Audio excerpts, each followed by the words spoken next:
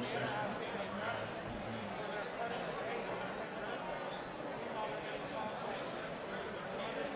that's all. I don't need to say anything. Just acknowledge my mom.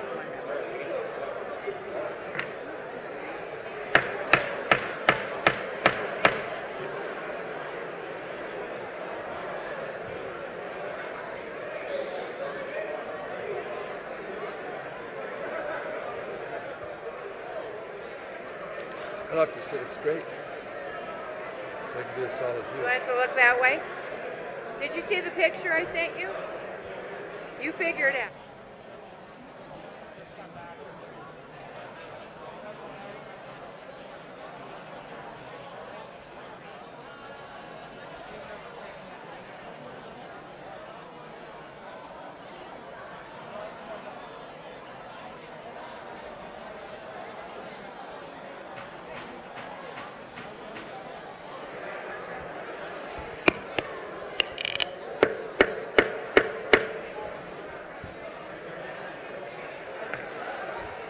Would you please take your seats?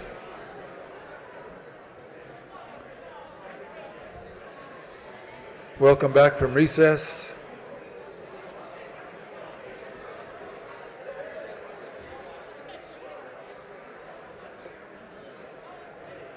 I would like to note that there are several members who are not with us today who have differing health issues and concerns, and we hope that all who are ill will recover quickly.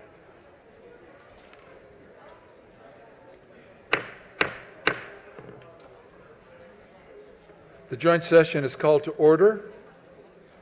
I'd like to introduce, if I may, President Karen Fann, the President of the Senate of the State of Arizona.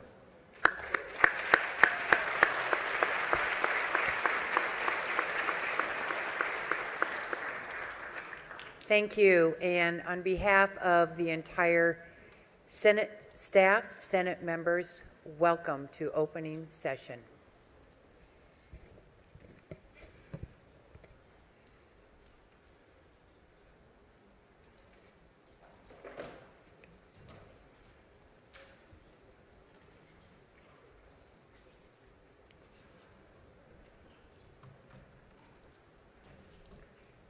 Once upon a time, as we wait the arrival, here we go. Mr. Fitzgerald, our Sergeant of Arms. Oh wait, let them in first. Let them in first.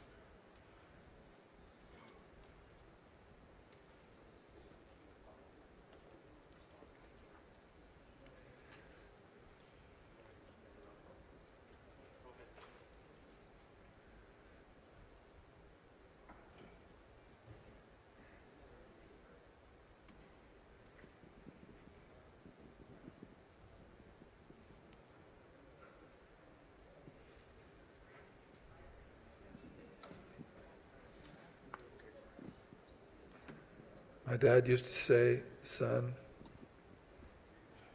to err is human, but to really mess it up, they need you. And so, Mr. Fitzgerald. Speaker, His Excellency Doug Ducey, the Governor of Arizona, is waiting in the inner lobby. Please escort the governor in, if you would, please, sir. Ladies and gentlemen, the Governor of the State of Arizona.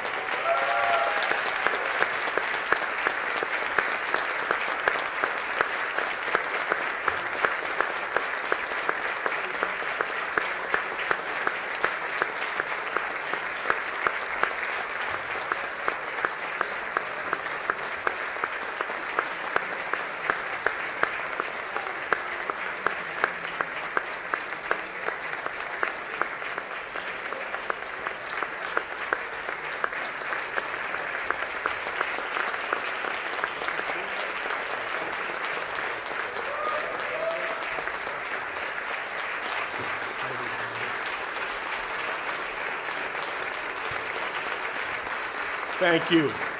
Thank you.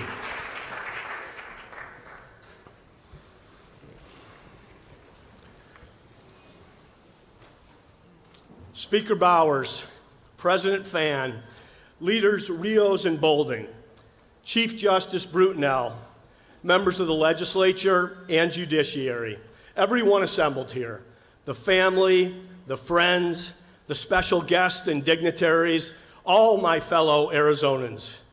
There is nowhere else I'd rather be right now than here in this chamber, on this floor, together, in person, smiling, shaking hands, and celebrating the strength and the future of the state of Arizona.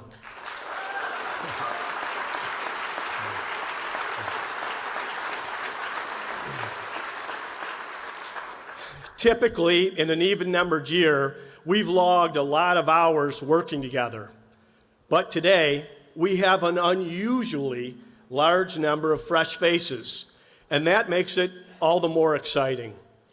Would all the new members of the House and Senate, those who have been sworn in since our last sine die, please rise?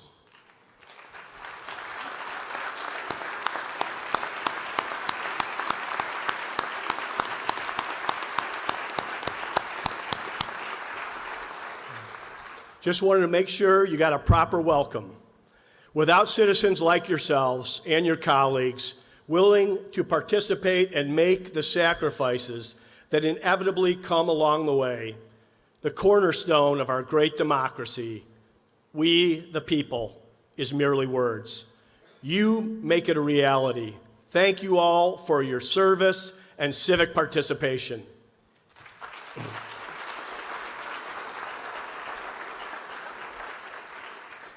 We've also got some not so fresh faces among us. Near the top of the list, me. I have the unique privilege of doing something today no Arizona governor has done in more than 3 decades, reporting on the state of our state for my 8th time. And so I begin by expressing my sincere and eternal gratitude to the people of Arizona for entrusting me with 2 terms in this incredible job, and to all of you for your partnership along the way. Thank you.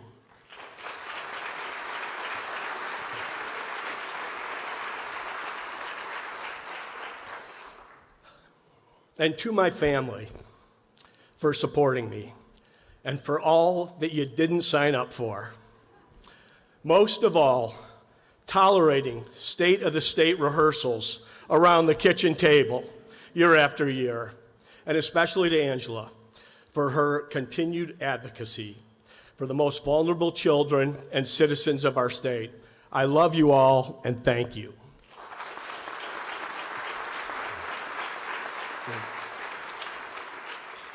But for those who think it's going to be a quiet year on the 9th floor, you haven't been paying attention. As I enter the 4th and final quarter, I'm reminded of something my high school coach told me. Get in and get the job done. And as I stand here today, the job isn't done. The goodbyes will come later, much later. I've got 357 days, 21 hours, 44 minutes, and 18 seconds before the end of the game. And I intend to make the most of every moment and work hard all along the way for my employers, the citizens of this state.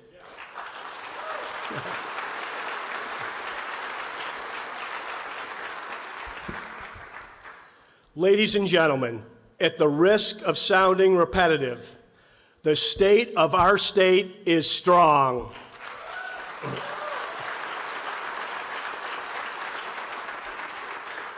And we are poised to do what everyone in public service strives for, to leave it stronger than we found it. Last session was one for the record books. Together, we made it the most successful since I've been down here. And I'm not just talking about cocktails to go. Liability reform for our small businesses, bipartisan wildfire solutions and funding to match, new revenue streams through a modernization of our tribal gaming compacts, new school choice options for kids and families, a record investment in roads, infrastructure, broadband, and affordable housing. Nearly 100% of citizens 65 and older with at least one shot of the vaccine, thanks to a national model for distribution brought to you by Dr. Kara Christ, Michael Bidwell, and the Arizona Cardinals.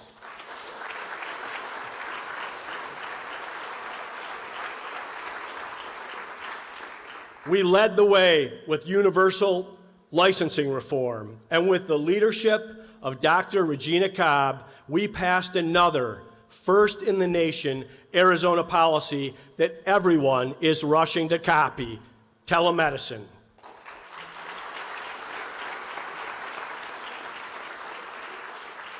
And a list we are very proud to be at the top of: the largest tax cut in Arizona history, with the passage of the lowest flat tax in the nation.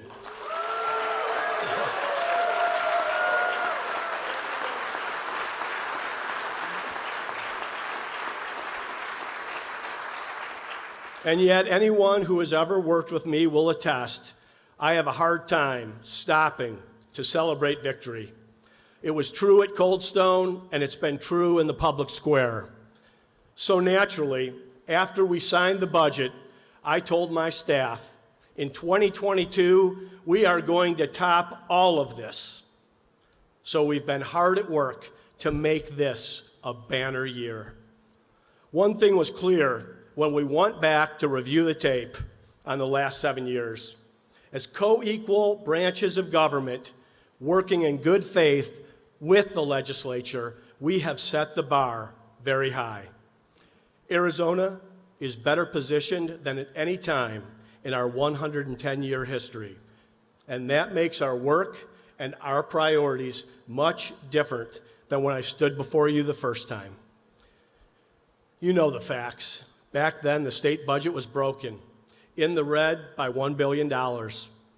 I remember meeting just days after the 2014 election and reviewing options. In the easy column, budget gimmicks and tax increases. On the other side, budget cuts and tough decisions. In that election, I ran on having built a business, and I committed to shrink a government and grow an economy.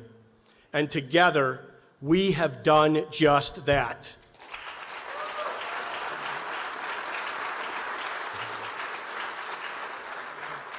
Today, a lot is different in Arizona. We have lived within our means. We have more citizens, our budget is balanced, our economy is roaring, and our government is smaller and more efficient than it's ever been. In fact, we believe so strongly in shrinking government that for the first time ever, we are demolishing unneeded state buildings, on track to reduce our footprint by nearly 750,000 square feet since we got here.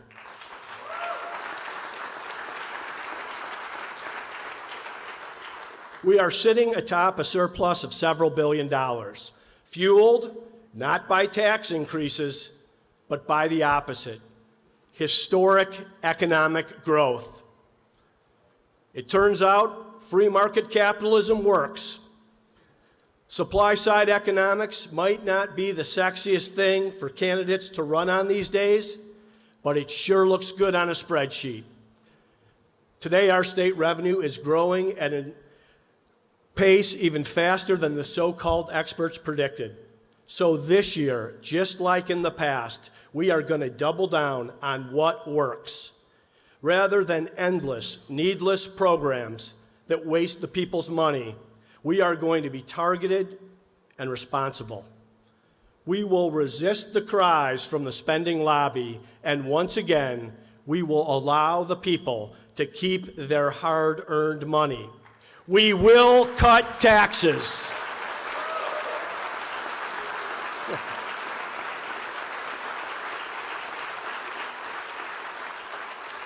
It's really not that complicated. just basic common sense.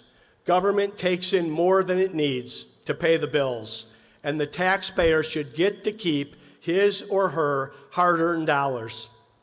Today, jobs are plentiful. Back in 2014, I remember getting grilled on the campaign trail about how all the jobs Arizona had were call centers and construction. My response? There's dignity in all work, and it was true.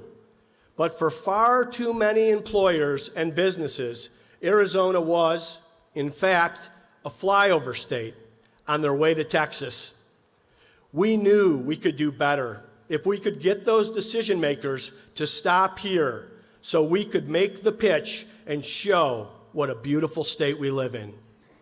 Now, because of our combined work, we have an all-of-the-above approach on jobs. Not just call centers, but also car manufacturers, autonomous vehicles, tech startups, and world-class semiconductors.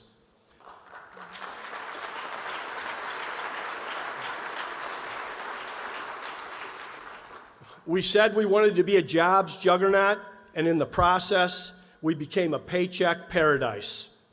Plus, unlike California, Illinois, and New York, here you actually get to keep your paycheck.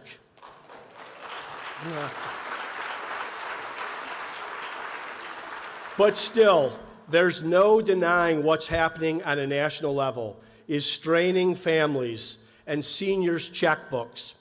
Washington's spending spree, combined with mismanagement of COVID, has broken our supply chain and inflated the cost of everything. A staggering surge of 6.8%. Food, clothing, gas, prescription drugs. The largest increase in the cost of daily life in nearly 4 decades. A White House in denial it's even occurring, and a president hell-bent on printing and borrowing money while raising taxes. This is not a strategy that will help working people. It all makes our commitment of returning money to the people more important than ever.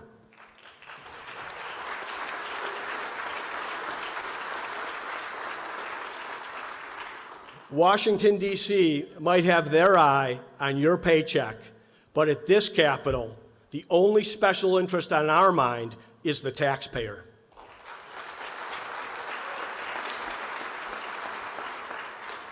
We have made Arizona a top destination for jobs and companies. Low taxes, a strong, reliable energy grid with the largest nuclear power plant in the United States, and a great quality of life. They all go a long way. But as any business person knows, the hidden taxes of the regulatory state can be the real killer. And for small businesses, startups, and independent contractors, these regulations are a death sentence. We've taken a baseball bat to that bureaucracy with a moratorium on new regulations ever since 2015. I don't know about you, but I haven't heard any complaints. Maybe because we have saved taxpayers $169 million.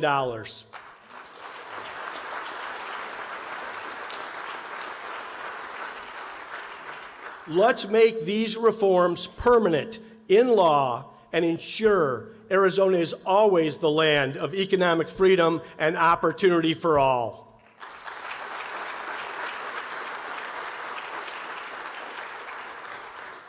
Arizona workers are the ones truly fueling our healthy and transformed economy. Our manufacturing sector is on fire. It's even outpaced construction, which is a tough hill to climb. If we weren't turning out so many electric cars, I'd say, let's pour on the gas. Instead, I'll put it this way. Let's invest in the worker, arming them with the skills they need for our growing semiconductor and advanced manufacturing industries.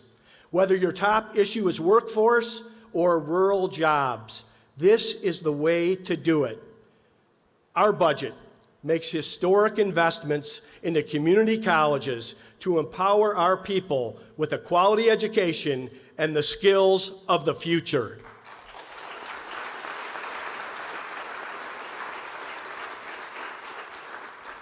Nevertheless, leave it to Washington, D.C.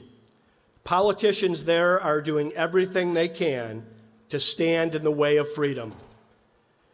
Big government socialism is a failed and dangerous experiment, but it doesn't stop some from trying it time and time again, paying people not to work and disincentivizing initiative and self-determination.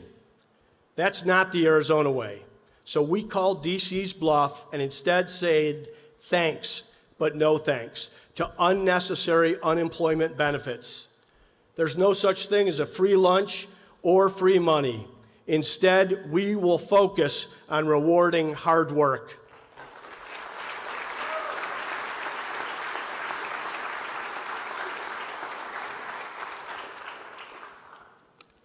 This approach has meant that people keep moving here.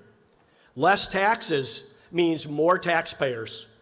During the pandemic, as other states grandstanded, Arizona protected lives, livelihoods, and individual liberty. People flocked here, and they've stayed. And who wouldn't love it? President Ronald Reagan once said that if the Pilgrims had landed on the West Coast, they wouldn't have bothered to discover the rest of the country. But today, there is an exodus from California, and the same is true of other states with similar flawed policies. The lack of opportunity, fueled by bad governing philosophies, are hurting real Americans and pushing them out to states like Arizona, where opportunity is abundant. Sure, some have groaned, but growth is a good problem to have. The alternative is to be a state in decline, misery, and decay. No state's path to success has ever been paved with closed for business signs. Our only request to our new citizens is don't forget why you came here in the first place.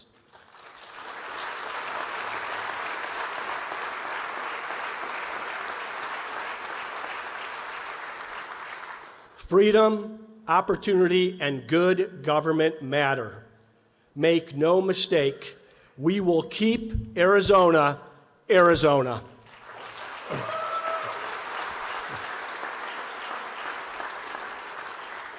Our way is tried and true. In the past, when Arizona has veered off course, it hasn't turned out well. And that brings us to another thing we found 7 years ago when we got here. The state had amassed billions of dollars in debt through the recession, fueled by out-of-control spending in the early 2000s and budget shell games. They even had to sell off this building. A couple of years ago, thanks to the leadership here, we got the deed back.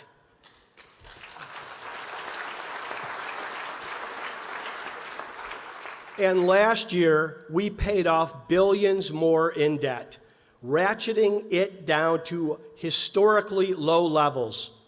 We took our rainy day fund to a record-breaking $1 billion. As a result, we have higher credit ratings than when we got here, and that means even more savings for the taxpayer.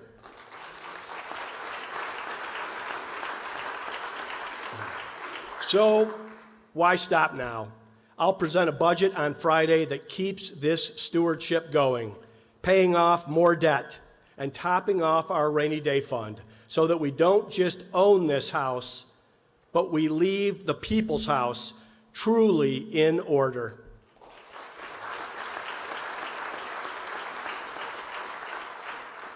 We are blessed to be a magnet for America's veterans. They represent the best of our country, and as any hiring manager will tell you, veterans are among their most prized and productive employees. We celebrate our veterans and want more of them in the state of Arizona. Would all the veterans here today please rise so we can recognize your service to our nation?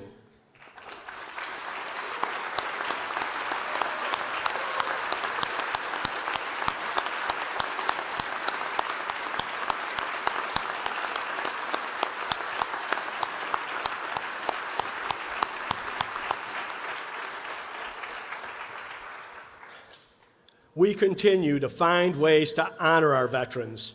In the state of Arizona today, thanks to the efforts of Representative Gail Griffin and Senator David Gowan, veterans pay no taxes on their military pension.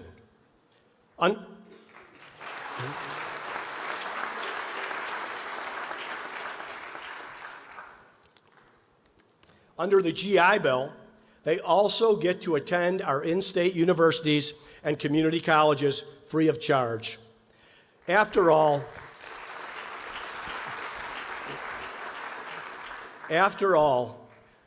they've already given so much. But how about their spouses? These dedicated husbands and wives have served and sacrificed as well. So this session, let's launch a program to waive their tuition too.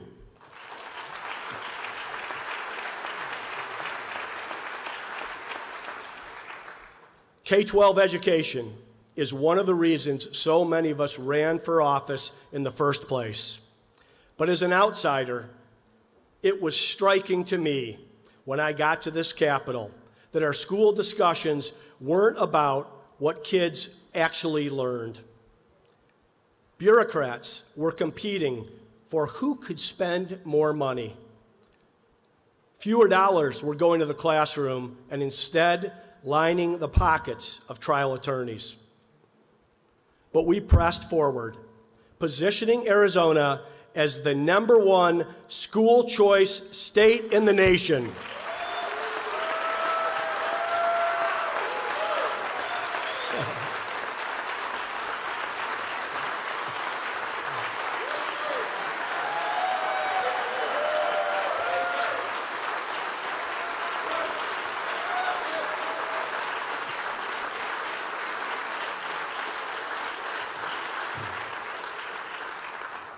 When COVID hit, that designation was a lifeline for families.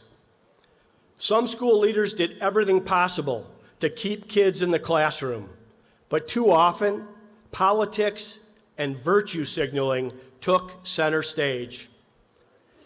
In the process, more parents got involved, and thank God they did.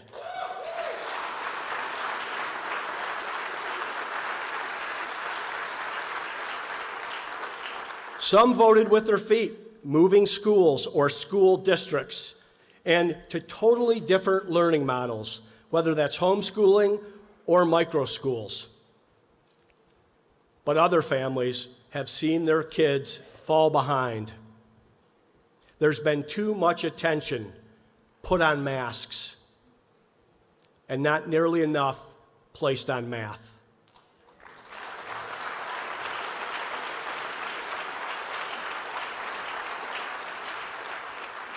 A focus on restrictions rather than reading and writing. And it's students of color and those in poverty who have been most impacted by the COVID-era posturing and politics of some school board bureaucrats. So come June, we're launching a summer camp with an emphasis on catching kids up in key areas: math, reading, and American civics.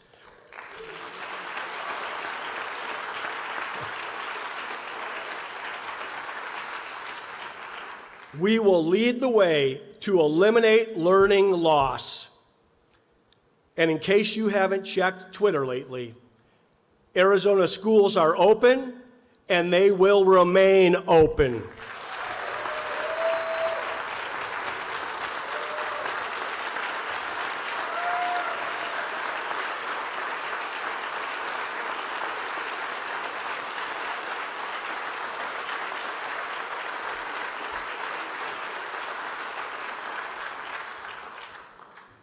and in Arizona schools. We will not divide people by race.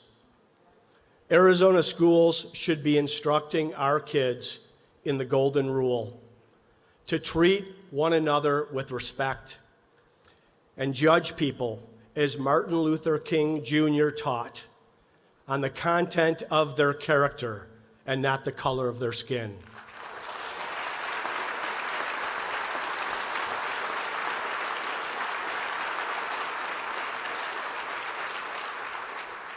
This session will make it clear students should be taught to think critically, not taught critical race theory.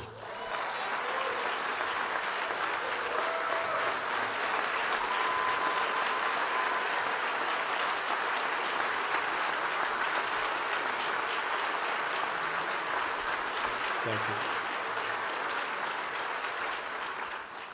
But let's not stop there. Parents deserve respect, and the occasional parent-teacher conference isn't enough. It's 2022. We've got the technology. Let's require all that a child is taught, all curriculum and academic materials be put online and available to search and review by every parent, grandparent, and interested citizen.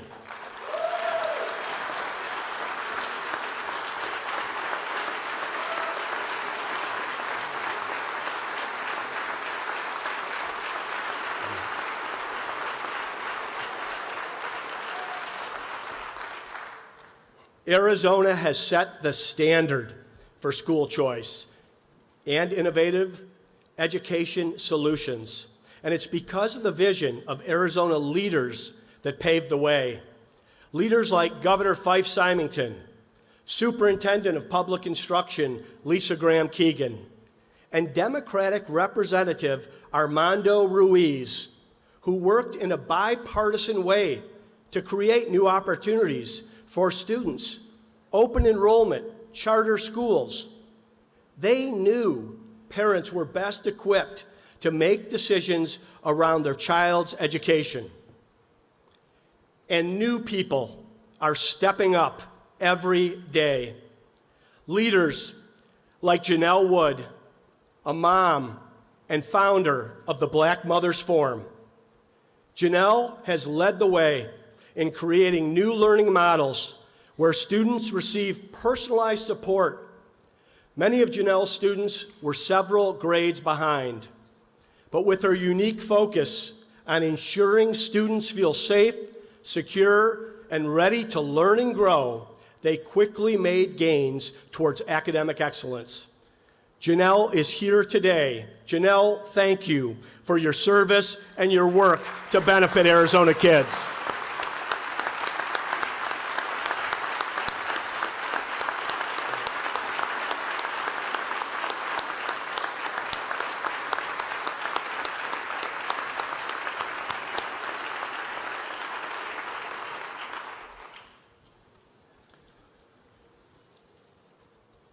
+50 years ago, politicians stood in the schoolhouse door and wouldn't let minorities in. Today, union-backed politicians stand in the schoolhouse door and won't let minorities out. Many of our poor kids and children of color are trapped in a failing school. It's time to set these families free.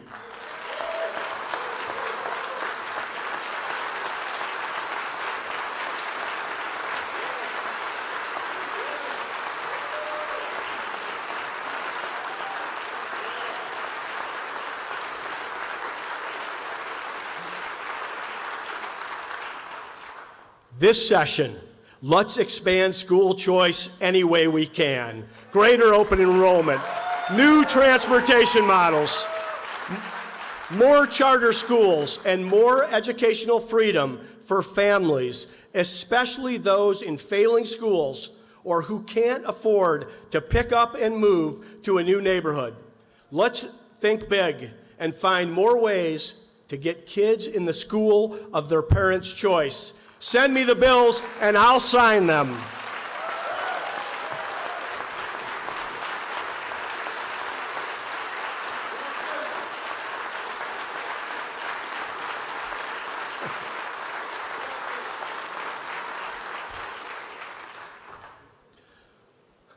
For Angela and I, the children in the care of the state, our foster kids, have had a special place in our hearts.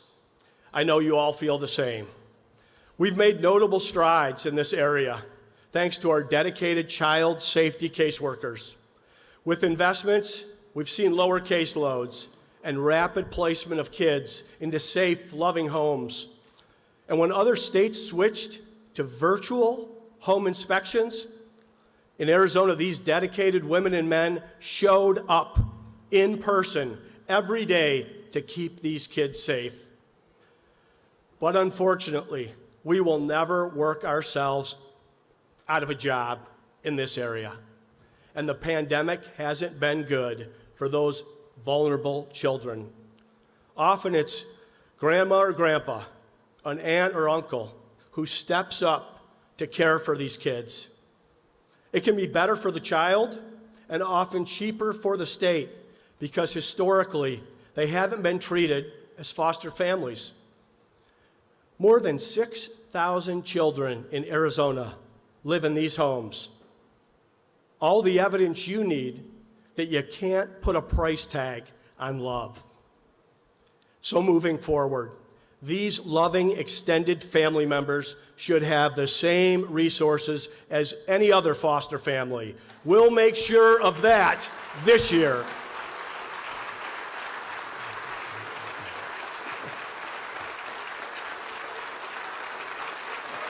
Thank you.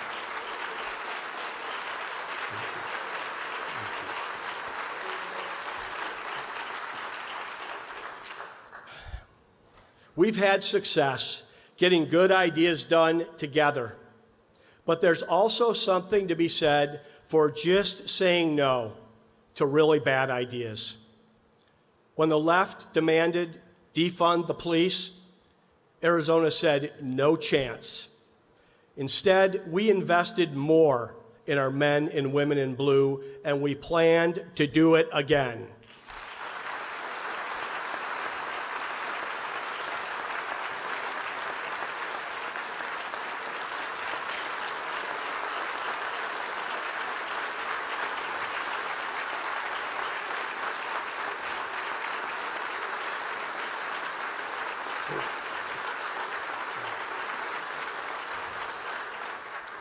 Arizona, Texas, Florida, Tennessee, all are among the fastest growing states in the nation.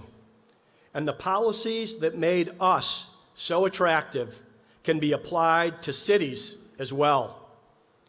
If you are an elected official charged with overseeing a police department and you don't believe there's a correlation between the attacks on law enforcement and rising crime rates nationally, you need a reality check because you're putting public safety and human life at risk. We intend to keep Arizona a place where we honor and value our cops and all of law enforcement, including correctional officers and first responders, a place where public safety matters. No riots, no smash and grab. And a newsflash for the DOJ and Merrick Garland.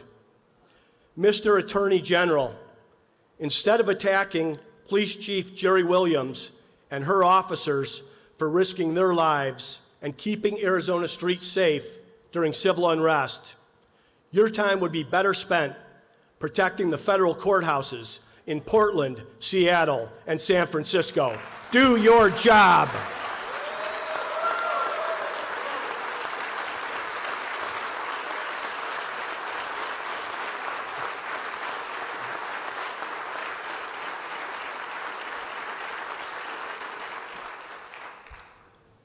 When we need them, Arizona law enforcement is there, no matter the circumstance. no complaints, no virtual work. Some of our state troopers are here with us today. Join me in showing our appreciation for their selfless service.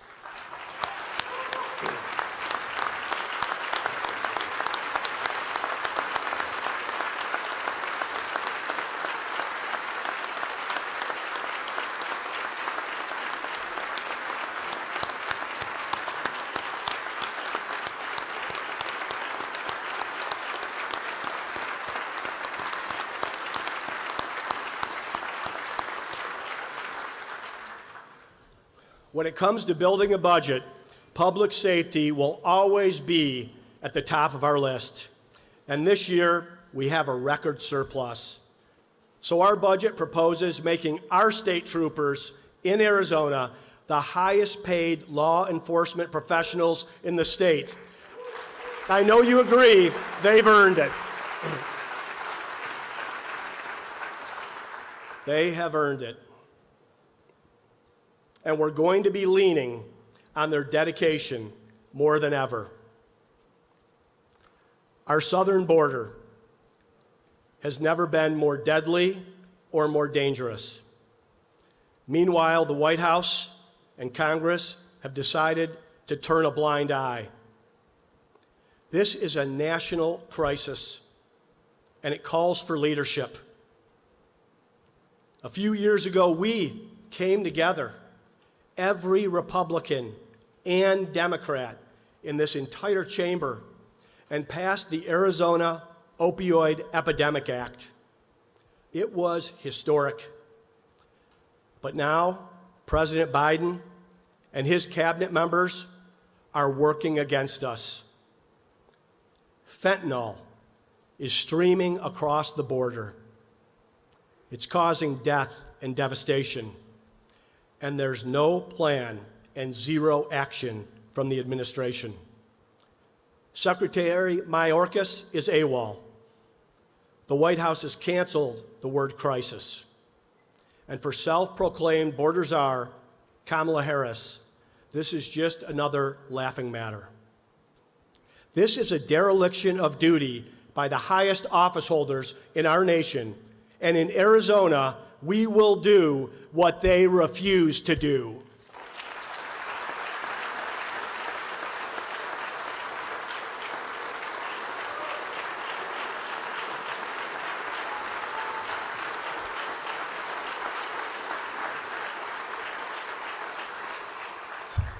We've got a strong track record. In 2015, we created the Arizona Border Strike Force to take on the cartels and protect our state against the flow of criminals, narcotics, weapons, and ammunition. President Biden refuses to deploy the National Guard, despite the fact it's been done by every other president in recent history, including Barack Obama. So in April, we deployed them ourselves, providing much-needed assistance to local law enforcement. And with the leadership here, we invested $55 million in last year's budget to amplify all these efforts. But more action and manpower are needed. Here's the plan. Number one, resources.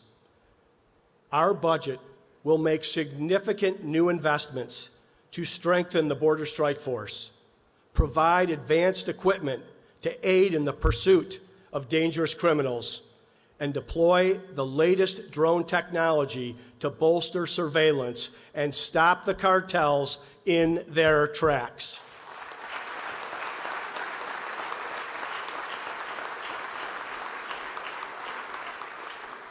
Next, the rule of law. This is not just a public safety crisis, it's a humanitarian crisis. And the human traffickers that prey on the desperation of people looking for a better life need to pay the consequences. It's time for us to increase the criminal penalties against human smuggling and provide more funding to border counties to ensure prosecution and incarceration.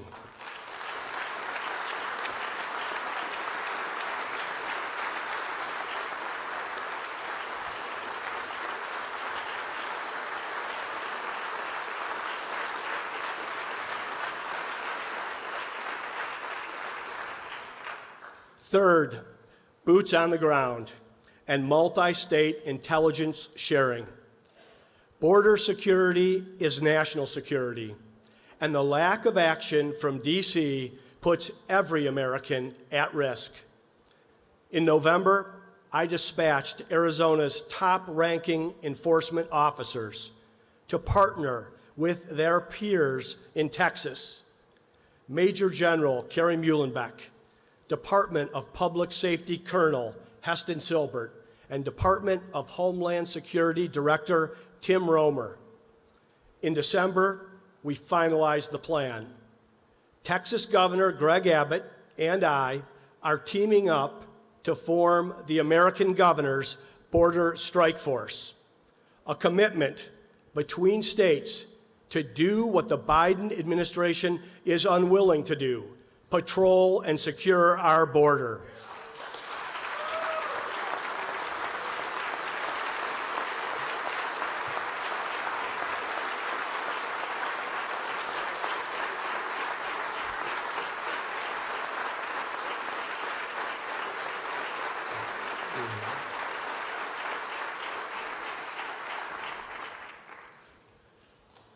Fourth, the wall and physical barriers. They work. Representatives Joanne Osborne and Tim Dunn and Senator Sina Kerr were with me in Yuma just a few weeks ago, and we saw it firsthand. People walking across a wide open and unprotected border. Our border is a patchwork of federal, state, tribal, and private lands. Where Arizona can add physical barriers to the border, we will. But if the entire southern border isn't secure, neither is our nation. So fifth, I am calling on our United States senators to join this fight to secure our border. No member of Arizona's congressional delegation that actually cares about the safety of our communities should vote yes on any legislation until the president agrees to language that does the following: secures our border with a wall, a physical barrier, and virtual surveillance, increases resources to the local communities that have been devastated by these dangerous open border policies, and makes it clear that our border is not open to illegal immigration.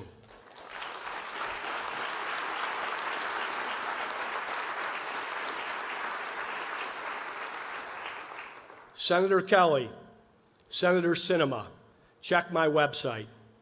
We've even drafted the language for you. The takeaway: in Arizona, we will secure our border. We will protect public safety. We will not back down.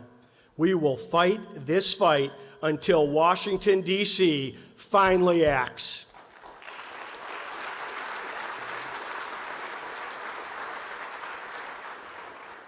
Rule of law and equal justice under the law have been bedrocks of our republic and guiding principles of our work together. A few years ago, when we learned of the massive backlog of untested rape kits, we worked in a bipartisan manner to clear that backlog and to make sure victims were prioritized. But as we've learned, government bureaucrats often find a way around the law. In this case, some counties are charging these women, these victims, up to $800 in processing charges and sending the bill to collections. It's shameful. So we will be cracking down on this government abuse and, with your help, tightening the law.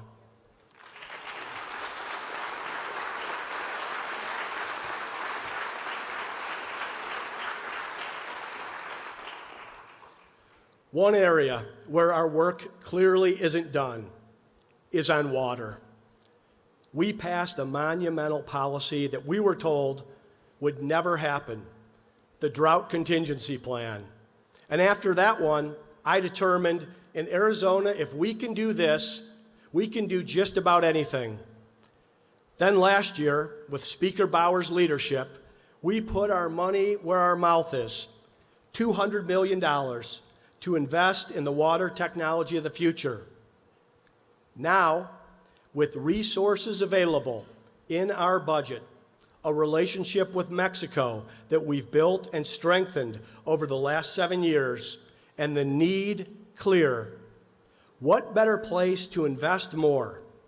Instead of just talking about desalination, the technology that made Israel the world's water superpower, how about we pave the way to make it actually happen? So Speaker Bowers, President Fan, and I have been working, and we propose that we make a historic investment, $1 billion. Our goal, secure Arizona's water future for the next 100 years.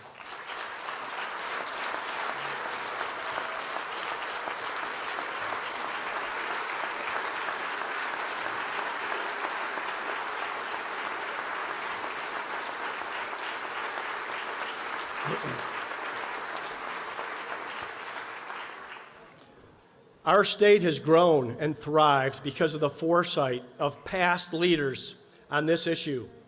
Carl Hayden, Barry Goldwater, Bruce Babbitt, and John Kyle. The result? The Central Arizona Project, the Salt River Project, the Hoover Dam, the Roosevelt Dam.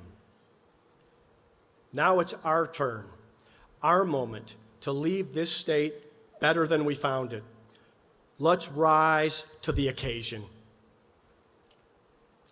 More people means more infrastructure needs, not just on water, but roads and bridges. We've made record investments in road repairs and improvements.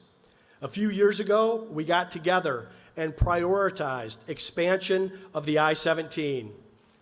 Then, thanks to the leadership of Senator T.J. Shope and Governor Lewis of the Gila River Indian community, we paved the way for a wider I-10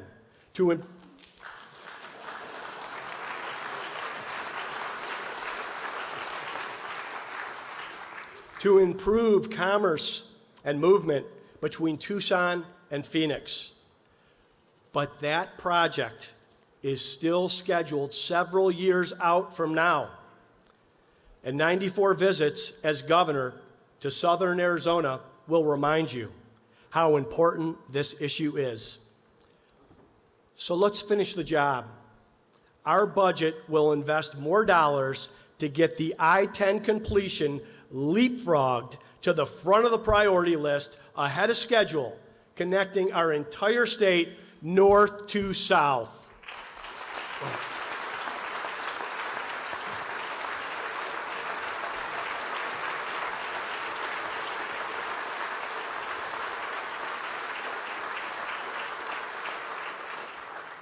As you see, as much progress as we've made, there's plenty left to do on so many fronts, and we'll have all year to grind it out together.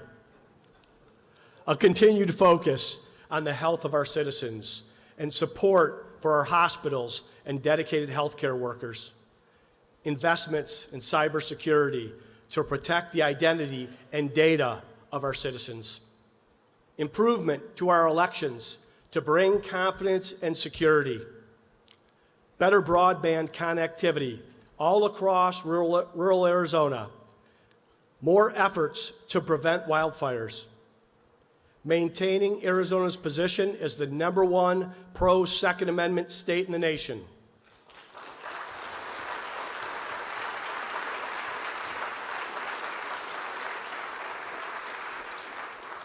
Protecting life in every way possible.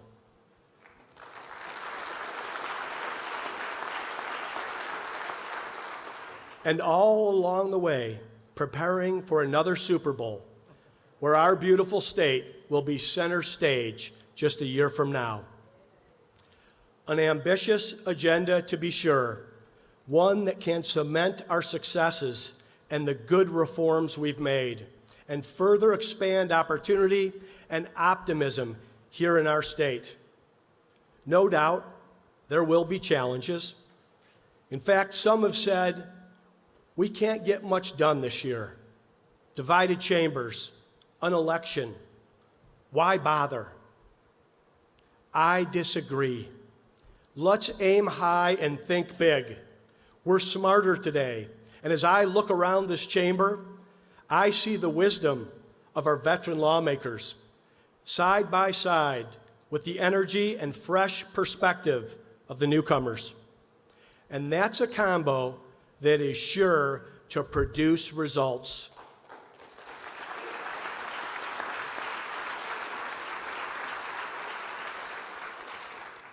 So whether you're like me in the camp with my friends Rusty and Karen, we've only got a year left in these jobs, or you're just getting started, let's recommit today to giving our all, to getting the job done for the people who have hired us.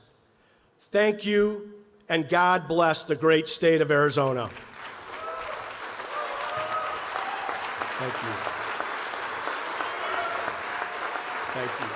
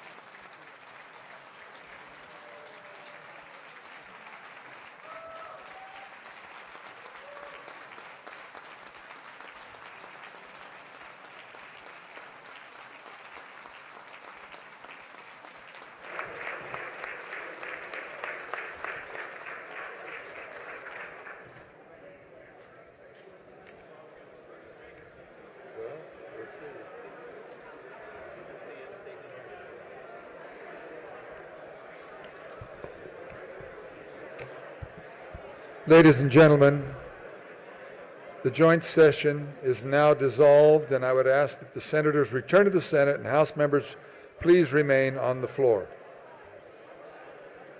Thank you, sir. Well done.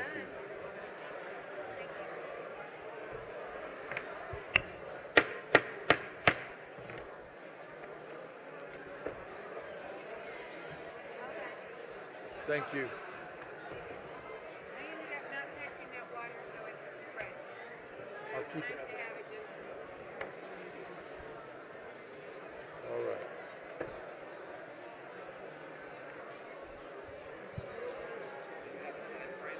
No.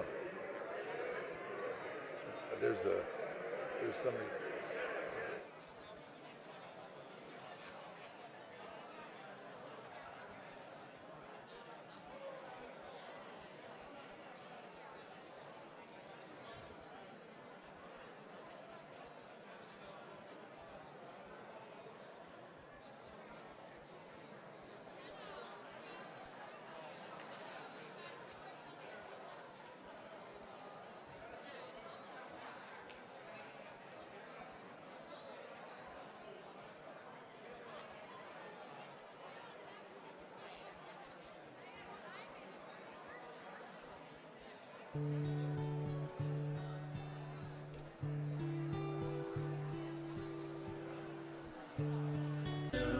Waiting for me with your gold gray waving free.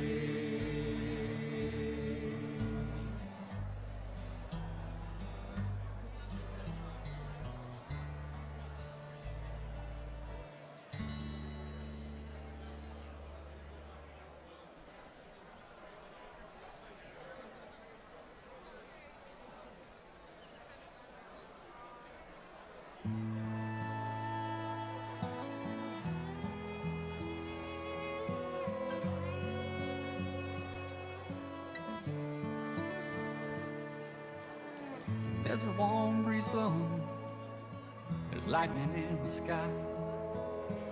Just another monsoon summer night in July. And you can smell the rain as the clouds are turning gray. Sometimes the beauty can take your breath away, take it away. And it'll make you feel an Arizona high.